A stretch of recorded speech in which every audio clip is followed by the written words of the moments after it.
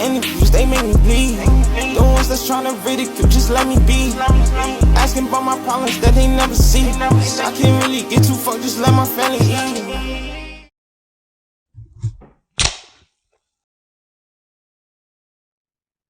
All right, everyone. Hey, welcome to the Can. This is the next episode. We're taking a little bit of a break, but we're back. It's ours. It's me. We talk about some basketball, talk about some other things, and I'm just super excited to get into it all. We both sort of done some growing, and we're excited to Especially talk our about beards. basketball. Yeah, man, we started growing some beards too. I like your mustache, dude. I like your Abdul Kareem Abdul Jabbar beard right now, dude. Like really excited to do this again, and hopefully some of you on Instagram see this too. Okay, so I just wanted to state something real quick because I think it's kind of funny. But so Give it to me. I was listening to this 21 Savage song. Have you heard "Leave Without You"? Ball with it? No, not "Ball Without You." Oh, Actually, that might not be the name of the song, but in one of the lines was like too many hoes got a vasectomy. Spot in Church Street, so many hoes had to get a vasectomy. She left her body home and brought her neck to me. Right, and I was like thinking about that. I was like, are the hoes getting a vasectomy, or is 21 Savage getting a vasectomy? Well, if the homies are getting a vasectomy, he's hanging out with some very wrong people. That's what I'm gonna say. I would think so, but like I don't know. I respect everyone. I respect everyone. Wait, I want to add on to that. Have you heard the song Bedrock? No, what's that? Wait, who's that by? Look, I'm really. No, I don't remember the group, but it has like Drake, Nicki Minaj, Lil Wayne, and some other people. All right. So one of the lines of I forget, like this rapper's career like lasted like a year, but he was in that group temporarily. Yeah. His last line for his verse was a grocery bag. That's it. And I got a grocery bag. Ooh, baby. All right, nice. Wait, and you don't know who said it? Wait, who said that? Bro, he's so irrelevant that I don't even know who said it, dude. But that was his last line, grocery bag.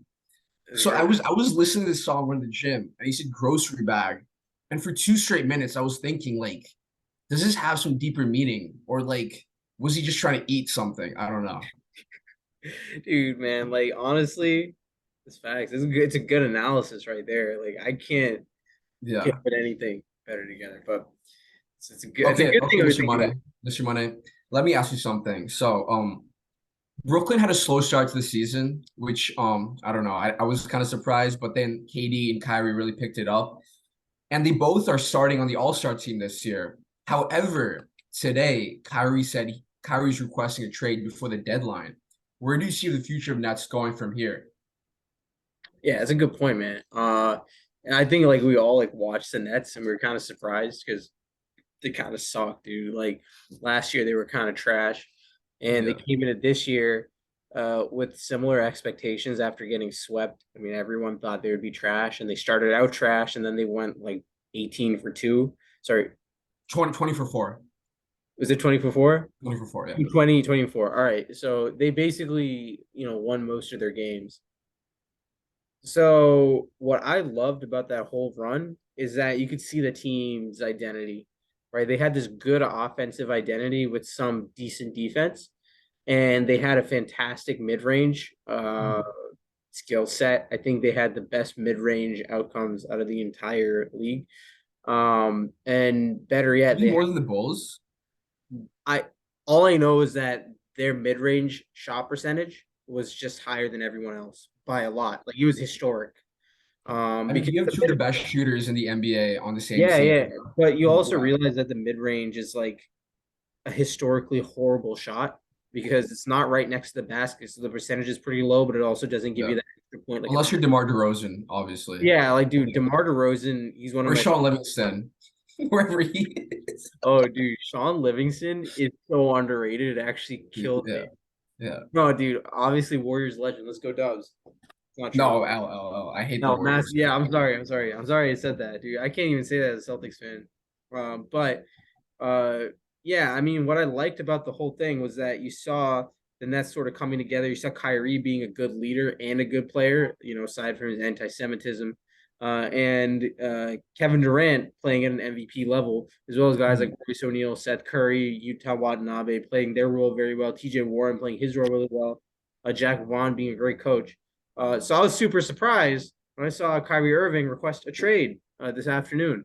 What do you think about that? Uh, before I seriously answer that question, I just want to make a joke, dude. There were a lot of comments that said that like Nets are fine and like Boston absolutely like spanked the shit out of Brooklyn. And right after that game, he kind of requested a trade. And as a Celtics fan, dude, can I please advocate for something, please? Dude, Can go we can ahead, we man. can we, You can we can please advocate. stop the Kyrie hate, dude? It's been like so Dude, long. I don't even hate Kyrie. I was literally telling Okay, people, not you specifically, but so many Boston fans hate oh, Kyrie. Like there okay. were legit like fuck Kyrie chants going on, which I don't think is cool, Oh, dude. dude, I would love doing. Dude, if I was in the stadium, I would do the same thing. Okay, it's part of the sport. Okay, if you don't understand the gratification of going to TD Garden and saying "fuck Kyrie," like it's actually beautiful. Yeah, but I feel like I Celtics know fans my want to you, fuck Kevin and some me, player every single game. Kevin and No me pun intended. went to the Celtics versus Nets game one, and it was actually the most like liberated I felt that entire year. Just saying fuck Kyrie, even though like as the years go by, you realize how bad the Nets actually are, and then you start to feel bad for them because you know how good That's what I'm Kevin. saying. Like if it's a close game and you win and you say fuck Kyrie, I get it. But if you're legit blowing them out by like 50 points, like then there's like no point. Just let him live, dude. He's already taken the No, L. Why is it another one? exactly. And the thing is, like, I don't even after the last playoffs that we played, you realize there's so many players that you actually dislike more than Kyrie as a Celtics fan, Yeah. right? The entire Heat organization, like Grayson Allen, and then like Draymond Green. Like, I actually hate Draymond Green over anybody, right? Yeah, he said some comments before the last Alex of the Celtics. He was like, "Oh, dude, I remember like winning my like fourth ring, which I contributed nothing to like here or something like that." But to answer your previous question, so Nets were bad, then they were good. Then Katie got injured. Um, I personally think that I don't know what Kyrie's like ulterior motives are, obviously, but it's definitely more sensible to trade him because he's really hot right now and get something a good package for him than to lose him in free agency for nothing because this just shows that he's not going to be committed to it. But at the same time, I know last year KD requested a trade and then he backed out of it because his asking price was so much. Do you think a similar situation could happen here with Kyrie, or do you think he will be traded before the deadline? Okay, so first of all, before I answer that, 'cause I'm going to answer that, so make sure I answer that. We're not going to move on I'll, till I. I'll, I'll Okay, hold you to that. I'll so hold you to that. what do you think is a good trade for Kyrie? Okay, so from all these delusional like fans, obviously they're like the first thing that comes to mind is like okay, like let's do a Westbrook to Kyrie trade. Westbrook reunited with KD, Kyrie will come back to Braun. Bro, it's just not possible, dude. Like Westbrook's making 40 mil, like a one to one man trade is just not possible. So then they'll have to offer more for Westbrook, which doesn't make any sense because Kyrie's the bigger asset. Yeah. So I really don't know. Like, I mean, like Toronto has some good pieces, but like if they trade like like Fred Van Fleet, like OG Anunoby, Gary Trent Jr., that means they're like trying to go for a rebuild. So like getting Kyrie doesn't make any sense. Yeah. And if you like, what are some other competing teams like Milwaukee? I don't think they'll trade a lot of assets for Kyrie. What do you think about the Uh, Grizzlies? I mean, they have John Morant. I don't know how that's going to Yeah, work out. no, Kyrie at the shooting guard. Who would they trade though? Like they're not going to trade Jaren Jackson Jr. because he's like an all-star, They and they have would a lot of like I don't see other assets they would want. One place I could possibly see. What about the Denver Nuggets? I wouldn't Keep want to see that. I wouldn't keep, want to see that, but it's a good trade. keep Jamal No, Murray, but keep Jokic, and everything. Everyone else is on the table. you'd keep Jamal Murray. I would keep Jamal Murray for the shooting guard. Who would you trade? They have Michael Porter Jr. They have some other. They have a lot of good assets. That's all I want to say. Like Jokic, obviously untouchable, but like I don't know. What do you think? Yeah, I mean, if the Denver Nuggets traded, I see Michael Porter Jr. as like a surefire piece that'd be added to that trade. Uh, Aaron Gordon too. I would say Aaron Gordon too. I don't. I think they could get away without trading Aaron Gordon. I think they could trade away KCP and Bones Highland. So I No, think dude, back from one thing I want to say from last year's because the Nets were asking so much for KD, and obviously Kyrie's not like comparable in terms of trade value. But if they are going to trade Kyrie to the Nuggets, dude, Aaron Gordon and Michael Porter Jr. are definitely part of that package. So I think they can get away with one or the other only because I think that if they trade Kyrie, they go in a rebuild mode. If they go in a rebuild mode, they're going to look for picks and the younger players. So I mean, Kyrie. I mean, they're both younger players, I would say. Well, no, Michael Porter Jr. KCP is not really like young per se, Oh, but he's in his 30s, I think. yeah, like he's not young. But Yeah. sometimes you can trade him. Just Contavious Caldwell. love that name, dude. Like I wish I had that. Actually, Bro, like, his pastor definitely named him that, dude. dude, that's true though. Contavious, love that name. But you would trade Michael Porter Jr. and Bones Highland just because they're both really young and have good upside. Mm. Plus, a few first round picks. I think that's a good trade. I know your friend is a Nuggets Yeah. fan. We're very happy if that happens. He would. Yeah, I mean, maybe he would. My one thing with Kyrie, he's just gotta when he's drama free, he's such a good player. But that doesn't last very long. Exactly. Like I think when was the last time when was his anti-Semitic stuff? That was like 3 weeks ago, right? That was no, dude, it was like early this season, right? No. I No, don't it know. was like I maybe a month, 2 months ago. Maybe 2 months, yeah. But he was pretty good. And then KD got hurt. Actually, to be honest with you, this last version of KD, when KD was hurt, that version of Kyrie was one of my favorite versions of Kyrie, like ever. He was like Like this present one or like before? no, when KD was hurt. So after he I got mean, hurt, he's still hurt though. no, I know exactly right now, I guess. Oh, okay, okay. But he's actually been really good. He's been a really good leader, and he's been extremely clutch, and he's played like really good basketball. So I think right now the Kyrie that I'm seeing is one of the favorite versions of Kyrie's ever seen. That's why I'm so surprised he requested a trade because really as soon as KD's back, dude, they're going back up. But dude, I just want to say something. So ever since Kyrie started his like activism or whatever, like like speaking out like spirituality, stuff like that, he has a new nickname, and I think it's funny as fuck. I just want your opinion on it. Yeah, It's Martin Luther Irving. it's pretty good.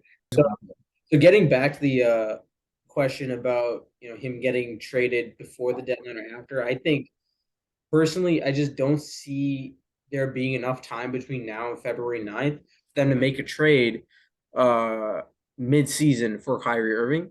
So I think it just makes more sense doing a sign and trade in the off season. That makes sense. Yeah, that way it might be for the Nets, they probably won't get much more value, but I think right now they can think about maybe changing his mind, maybe seeing what they can do, especially when Kevin Durant gets back, to piece everything together. I mean, like if Kyrie's going, I don't think KD's gonna stay much longer too, dude. Absolutely not, dude. That's why they're there. That's why he's there. Yeah. For the all, so recently we got like the All-Star roster. I mean, they're gonna pick teams right before the game starts, so we'll always have their episode for that. But one thing I want to say is for the starters, I thought apart from Embiid not starting because he's like I think second right now in the MVP ranking was kind of bullshit. But apart from that, I pretty much agree with like the starting lineups. However, the reserves, there were some questionable snubs, I guess, that you could discuss about like James Harden, Pascal Siakam, Jalen Brunson, and more, I guess. Garland. Darius Garland, absolutely. Trey Young. What's your thoughts on that? Who do you think was snubbed, or do you think it was like fair out? Yeah. Or even Jimmy Butler, I would say, yeah. Even Jimmy Butler, man. Yeah, it's a good point because I feel like the East this year is way more competitive than it has been in the past few years. Like the East compared to the West in general is just more competitive. And you can see that in the standings. If you look at contenders, all top 5 teams in the East, I guess Cleveland is kind of like hot. Like you can't really call them a contender yet. Yeah, I would call it contender. Even after Donovan Mitchell's 71-point game, dude. That was insane. Yeah. That's what I mean is like, Cleveland can be super competitive because they're a very big team. And then they have the offensive firepower from the backcourt. And then even the Nets, when they're fully healthy, you saw they were almost the top They're seed. the real deal, yeah. Yeah. And then the Sixers are really moving up in the power rankings. They've been really good the past few I weeks, feel like James Harden is like really feeling well in that. Like he's like fitting pretty well in that system fitting now. his role Yeah, really yeah. well. And then the Bucks are the Bucks, man. They're for real. No matter what, they won a championship a few years ago. They still have Giannis. He had 2 50-point games in the past 3 games. So, he's been good. No, I'm gonna finish. I know what you're gonna talk about, so I'm just gonna finish what I'm gonna say. Okay. Yeah. And the Celtics have been really good too. But yeah, I mean, I think there's going to be snubs regardless. I think Harden is a snub. I think Jalen Yeah. Brunson is a snub, but you really can't see who they'd replace. Maybe Drew Holiday. Drew Holiday, dude. There's no. Drew Holiday was good, but like, and I thought he was bad, but dude, Dude, I want to see. I would rather see James Harden, Jimmy Butler, or Pascal Siakam play than like Drew Holiday. so I was gonna say, right, if we're talking about James Harden versus Drew Holiday, I like looked at the stats yesterday because I was like, no way they'd pick Drew Holiday because that's wild, dude. Like he's a role player, right? But I looked at the stats. I'm like James Harden is like 21-11, really good, but he played like 29 games. Drew Holiday's played most of the games, and he's 19-8, but he's also one of the best defenders in the league, right? Dude, no one gives a fuck about defense. The All Star games. I feel like Okay, that should let's be honest. be. They voted Ben Simmons for like 3 years straight, and that dude only had defense and facilitating, which Drew Holiday does. Plus, Drew Holiday does score points. Dude, I would rather see, and I'm not even capping. I would rather see Ben Simmons play this year in the All Star game than Drew Holiday. Why would you say that? Because at the end of the day, the All Star game isn't about who's the best. No. It's about who you think is the best, who you want to see. You know what I mean? Have you seen Ben Simmons? Yeah, I would rather see Ben Simmons play Drew Holiday. But what the fuck is Drew Holiday, dude? I saw Ben Simmons miss 3 layups in a Basically, row. the Holiday brothers are one step of an upgrade from the Ball brothers, dude. One almost went to prison. One's an all-star, and the other one's like injured like 90% of his career. They're just an upgrade, dude. They're just like nicer. The Holiday brothers are better just because Drew Holiday is for real. Can you even name the other two Holiday brothers? Aaron Holiday and Justin Holiday. I did that. That was also yeah. Let's go. Okay, so I know. Okay, I want you to bring up the Giannis thing because I'm excited. Okay, so as we all know, Giannis, MVP, NBA champion, a lot of other things, defensive player of the year too. So recently, his wife Mariah, yeah, laugh, you gotta laugh. She posted, a very normal photo. I mean, I thought she looked good. She was wearing a nice dress. She was, like outdoors. She had a very, like very normal comment, and all the other comments were pretty normal too. They're like, "Oh, Mariah, you look so good. Oh, Giannis's wife, you look so good." Well, however, this is where it's interesting. The first 15 or 16 top comments on her post were Giannis. Now you're probably thinking, "Oh, he's a loving husband. He's supporting his wife. He's encouraging her." No, it was not that. It was fucking eggplants and asking her when she'll be back home. Now, listen, Mr. Giannis. I understand where you're coming from. We've all been down bad. We've all wished, for what you were wishing at that time. But no one has showcased in public, and no one has showcased it to their partner. So I just I have no idea what your thought process was that time.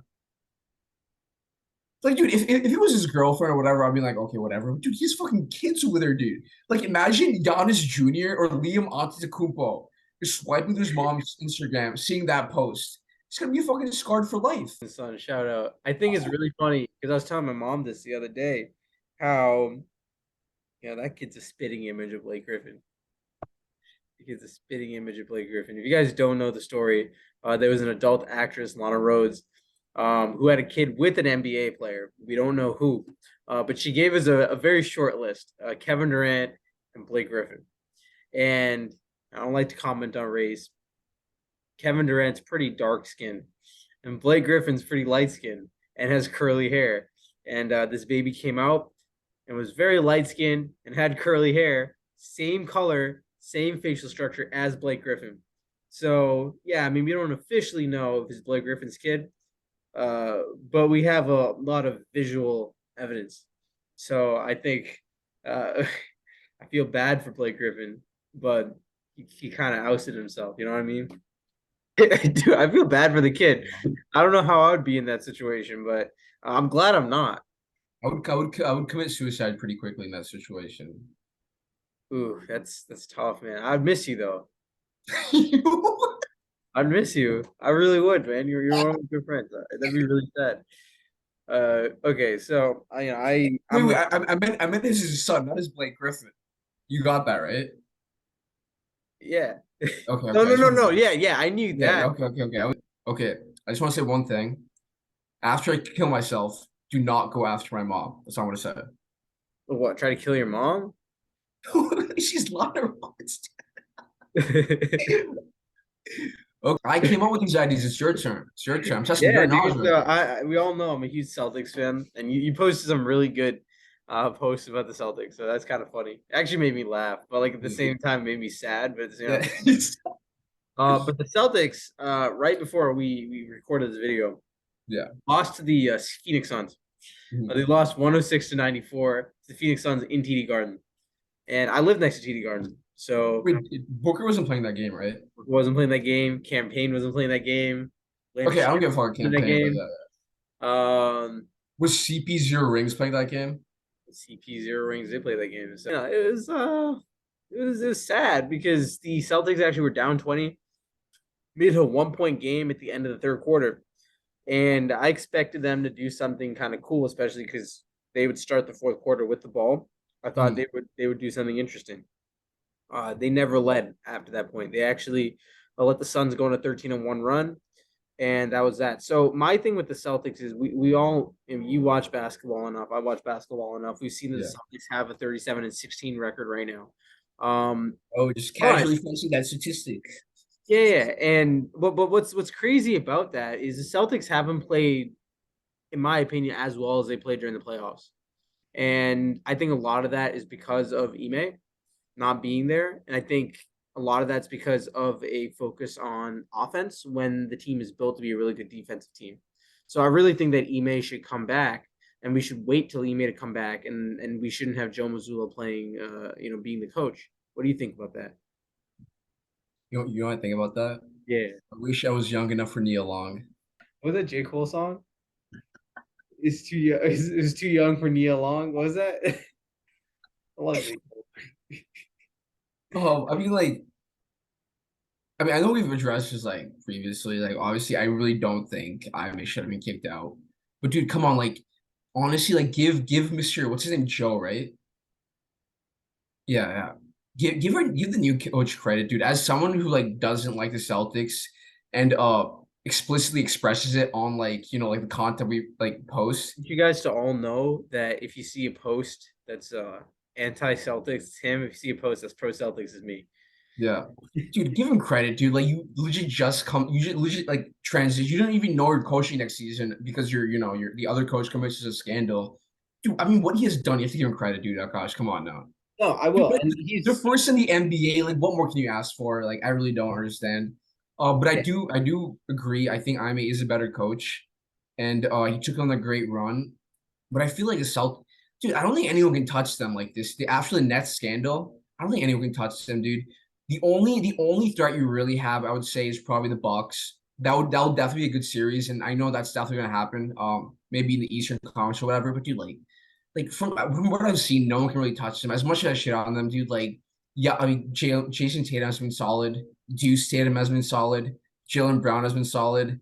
Like, dude, they're fucking like Derek White, like Spurs player. Like they got Malcolm Brogdon, who won Rookie of the Year, was always a good piece. Whether you play Milwaukee or Indiana, dude. And then you got your other like role players too that are just playing their part. Marcus Smart obviously does what he does best, like amazing defender, dude. You guys have a championship winning team. And dude, I think you can like. I don't know if the Warriors are gonna go back. Like, I have a tiny feeling that like this whole like regular season is a facade, and they're gonna like kill everyone in the playoffs. You know what I mean? Like they usually do. But dude, like I don't think anyone can touch them right now, dude. There's no team I can think of be like, oh, that's a threat, dude. And I want to bring up one more point. There was an interview with John Morant, and this interview was kind of capped because he got like his ass beat by a lot of Western teams after this. But the interviewer said like, okay, Ja, like who do you when you see yourself in the playoffs, who do you really like, like you have to compete against? And he was like, Boston Celtics. Straight up said Boston Celtics. She was like, anyone in the West? And he's like, nah, I'm fine with West. And then he got beat by the Lakers, the Warriors, and several other Western teams. But that's regardless of the point, dude. Like they are a good team. They are a feared team, and they have a very high probability, and they have the potential of winning an NBA championship, dude. Jason Tatum was playing basketball like he was like, I mean, he isn't anymore, but he was like top 3 in MVP voting for so long, dude. That's crazy. Jaylen Brown like improves every single year. And dude, I just feel like Brad Stevens just knows how to like build a winning basketball team. Would you agree with me on that? Yeah, so I agree with most of the things because I think the players themselves are fantastic. I think the team is constructed perfectly. Yeah. But I do think that Joe Mazzulla is not the perfect coach. I think if Joe Mazzulla had signed a contract with, say, the Pistons, the Rockets, um, the Magic, one of these younger teams, I think he would have been a fantastic coach, and I think they would have done better than they are doing right now. I think for the goals of the Celtics, Ime was perfect for this because he was a very defensive-minded coach, and the way that Brad Stevens traded for everyone, signed people in free agency, built this team, it was to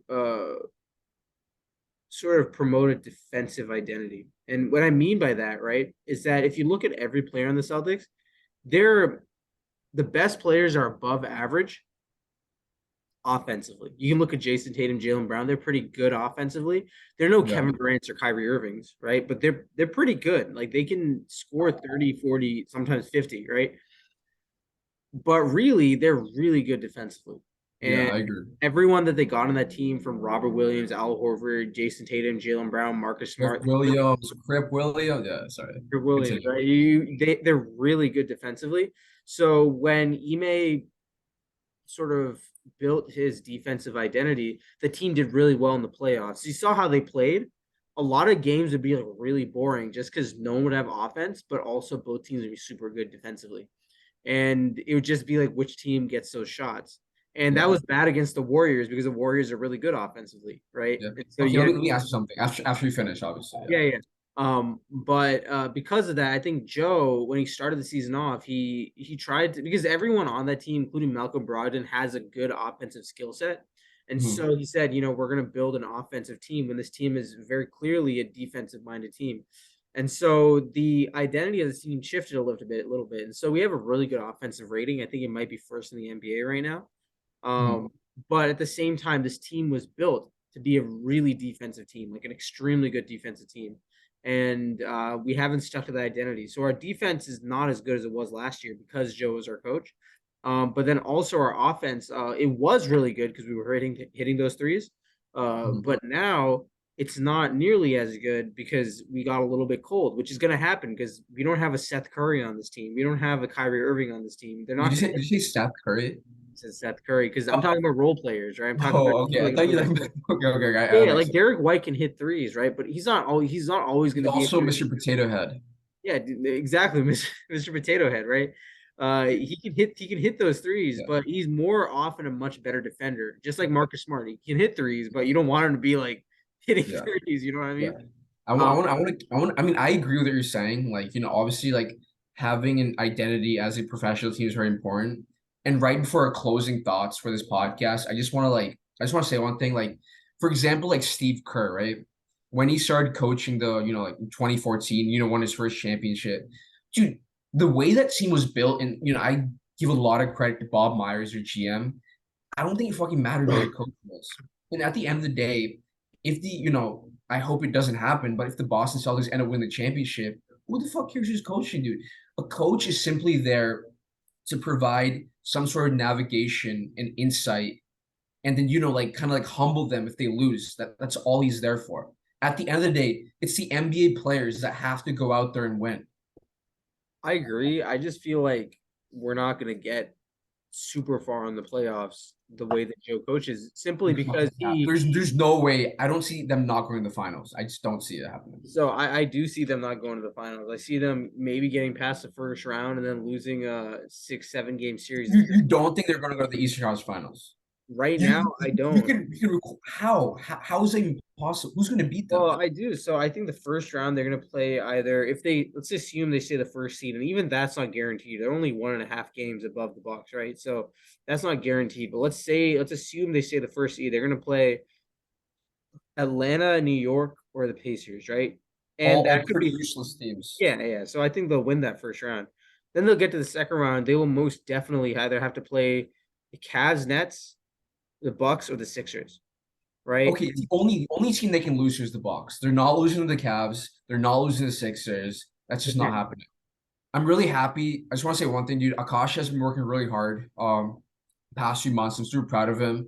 And like I was actually in Boston for like winter break, and this motherfucker didn't want to see me because fucking nerd had to study and shit like that. But I'm really happy that you have some free time now, and I'm looking forward to recording more videos of you. So nice, dude. I haven't seen this motherfucker like once, dude. Yeah, no, and Arch has been Fucking doing a good isolated job. motherfucker. He's doing a good job. He's going to be an investment banker. So, Yeah, try my best. So I just want to say thank you. We're going to do a lot more of these recordings, and we're going to grow this channel and grow this podcast. And if anyone comments on these closing remarks and wants to be in this podcast, we're taking all applications. Anyone that wants to talk about basketball or anything, we're really all about that. So, we're signing out. The can out. Have a good night, everyone. Good night. Shorty said she coming with a friend, with a friend, with a friend, coming with a friend, with a friend, with a friend, coming with a friend, with a friend.